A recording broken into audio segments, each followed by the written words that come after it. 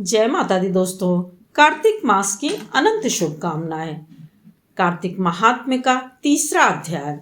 श्री सूत जी बोले, हे मुनीश्वरों, भगवान श्री कृष्ण के मुख से अपने पूर्व जन्म के वृत्तांत को सुनकर सत्यभामा बहुत प्रसन्न हुई और बारंबार उनके चरण कमलों में अपने सिर झुकाती रहीं।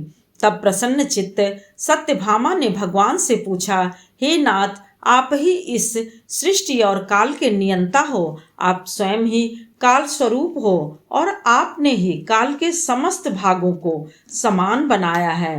तब मेरी समझ में यह नहीं आता कि आपको इन मासों में कार्तिक मास ही क्यों अति प्रिय है।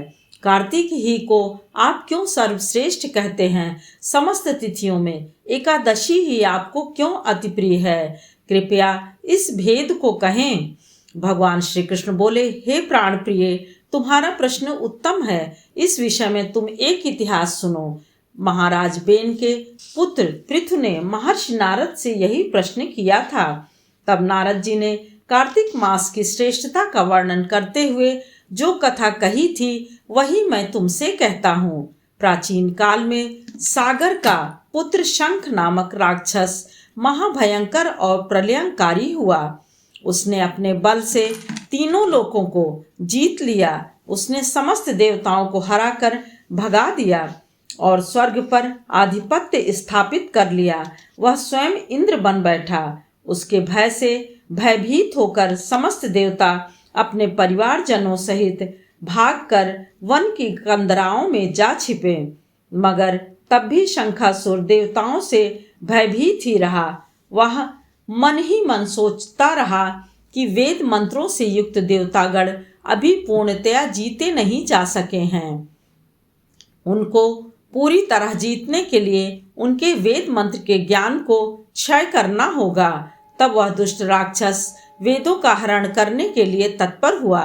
उसने जब भगवान विष्णु को योग निद्रा से ग्रस्त देखा तो उचित अवसर जान वह स्वयंभू ब्रह्मा जी के लोक में जा घुसा और वेदों को बलपूर्वक उठा ले जाने के लिए तत्पर हुआ।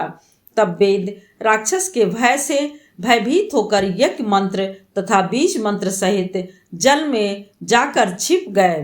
तब शंखासुर भी उनका पीछा करता हुआ जल में चला गया। जल के अंदर जाते ही वेद अलग अलग जाकर छिप गए। निदान शंखासुर उनको एकत्रित रूप में न पा सका। उधर ब्रह्मा जी ने जब यह देखा कि वेद ज्ञान राक्षस के हाथ लगा चाहता है तो वे चिंतातुर हो समस्त देवताओं सहित भगवान विष्णु की शरण में जा पहुँचे।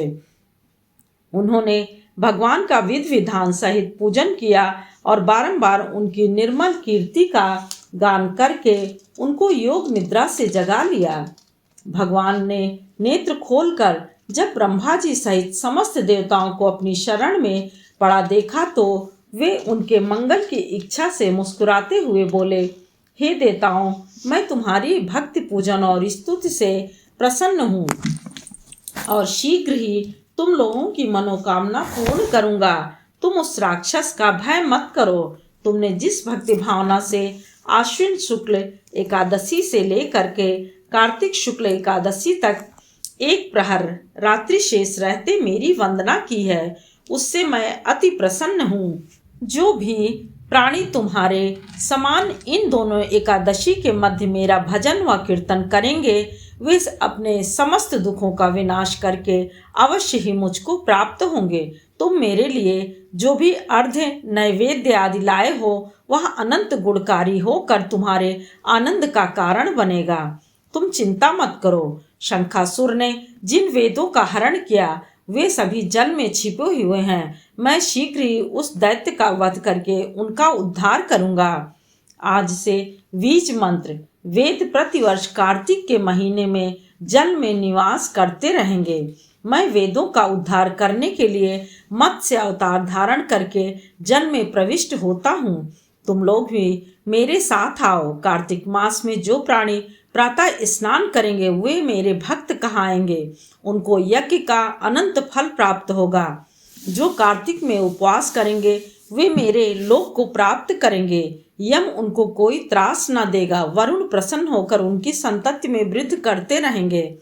कुबेर उनकी धन धान में वृद्धि करेंगे। जो प्राणी अपने संपूर्ण जीवन भर कार्तिक मास का सेवन करेगा वह देवताओं द्वारा भी पूजनीय होगा।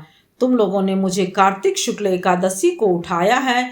एकादशी तो वैसे ही मुझे अत्यंत प्रिय है, परंतु अब यह एकादशी और भी अधिक प्रिय हो गई है और यह देवोत्थानी एकादशी के नाम से जानी जाएगी, विख्यात होगी। इसका सेवन महान फलों को देने वाला और इस व्रत को करने से प्राणी अवश्य ही मुझको प्राप्त होंगे। जय माता दी दोस्तों, फिर मिलते हैं एक और नए वीडियो के साथ। तब तक के लिए लाइक करिए, सब्सक्राइब करिए और बेल बटन जरूर प्रेस करिए, जिससे कि नोटिफिकेशन सबसे पहले आपके पास पहुंचे। और यदि इसमें जरा भी सहायक हो तो आप कृपा करके शेयर करना बिल्कुल भी ना भूलिए। जय श्री हरि विष्णु।